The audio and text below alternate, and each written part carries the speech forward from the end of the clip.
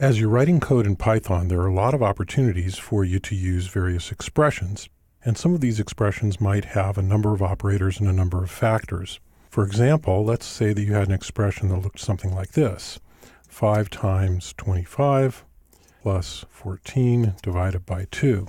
And you might look at an expression like that. Maybe you didn't code it yourself. Maybe somebody else did. And you're looking at some code and you see that and you say, is that 5 times the sum of 25 plus 14 with the result of that divided by 2? Or is it 5 times 25 plus the result of 14 divided by 2? Or some other combination? The answer to this question lies in the subject of operator precedence. When there are a number of different operators in one expression, which operations get evaluated first? And the results of that operation would then be used in operating on the other operators. So in this case, I happen to know, because I looked it up, that multiplication and division have a higher precedence than addition and subtraction. And so I know that the first thing that's going to happen is 5 times 25 will be evaluated. And then 14 divided by 2 will be evaluated. And those two results will be added together, giving us the answer of 132, because 5 times 25 is 125, and 14 divided by 2 is 7. 125 plus 7 is 132. If we want a different result, obviously we could use parentheses. We could say 5 times, and put in parentheses here, 25 plus 14 divided by 2, and we can get that different result.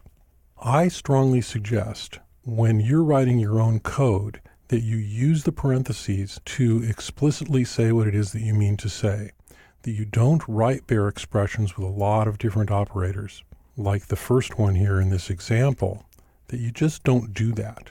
If you're reading other people's code and you see that and you want to know what it is that they meant, or at least what the result is that they got, then you can refer to the operator precedence chart, and I've provided one handy in your exercise files. Let's take a look at what operator precedence looks like in Python. There's no need for you to memorize this, but it's good for you to become at least familiar with its existence and know where to find it when you need to look it up. In this chart, you'll see there's 3 columns: associativity, operators, and description.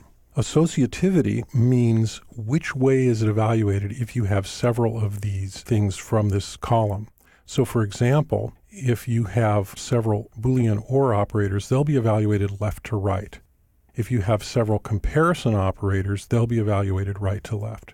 More often than not, they're left to right in Python.